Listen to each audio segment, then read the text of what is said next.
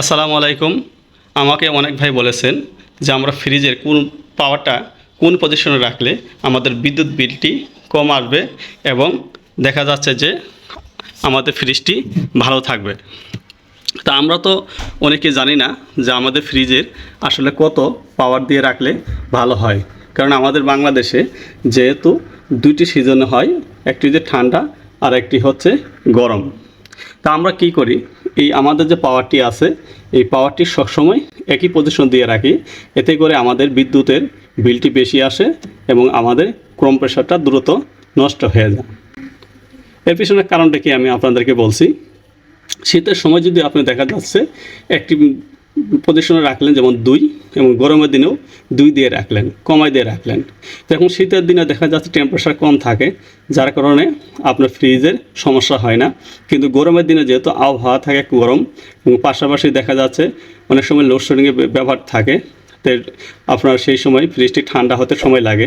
তো তখন যদি আপনি 2 দিয়ে রাখেন তাহলে কি হয়, আপনার যে কম্প্রেসারটি আছে বারবার অফ অন হচ্ছে এবং অনেক সময় দেখা যাচ্ছে যে দীর্ঘক্ষণ একটানা চলতেছে, তাহলে আপনার বিদ্যুৎ বিলটি কিন্তু বেশি আসবে। এখন প্রশ্ন হচ্ছে যে আপনি আসলে এটা কোন পজিশনে রাখবেন। এখন কোন পজিশনে রাখলে আপনার এই ফ্রিজটি ভালো থাকবে এবং বিদ্যুৎ বিলটি কম আসবে। তা আমার সর্বপ্রথম আপনাদেরকে আমি একটি বিষয় ক্লিয়ার করি, তা হচ্ছে এই যে পাওয়ার কমানো এবং বাড়ানোর যে ভলিউমটি দেখতেছেন, এর নাম হচ্ছে থার্মোস্টাট। এই থার্মোস্টাটটি হচ্ছে টেম্পারেচার কমানো এবং বাড়ানোর কাজ করে থাকে। তো এখন প্রশ্ন হচ্ছে যে গরমে কত রাখবেন এবং শীতে কত রাখবেন, এটি সবার প্রশ্ন। তো তার আগে আপনাদেরকে আমি বলে রাখি, এক একটা ফ্রিজের জন্য এক এক ধরনের হয়ে থাকে। যে কিছু কিছু ফ্রিজের আছে এটি সর্বোচ্চ থাকে 10, আবার কিছু কিছু ফ্রিজের আছে এটি সর্বোচ্চ থাকে হচ্ছে 7।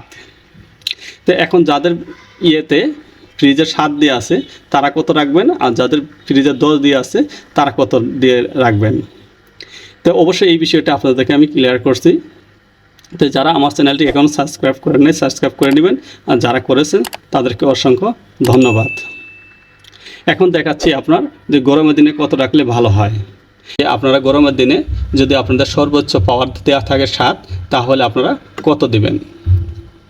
সেই দিক দিয়ে আপনারা দিবেন হচ্ছে আপনার 4 এবং 4 থেকে একটু বেশি।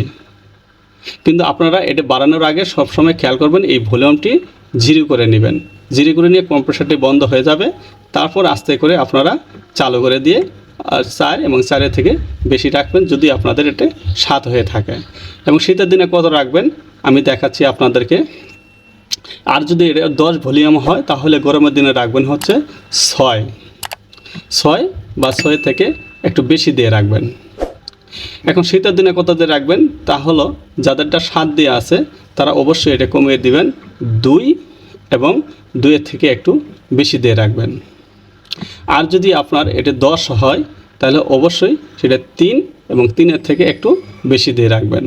তাহলে আপনাদের ফ্রিজের টেম্পারেচারটি ভালো থাকবে, পাশাপাশি বিদ্যুৎ বিলটি কম আসবে। সবাইকে অসংখ্য ধন্যবাদ।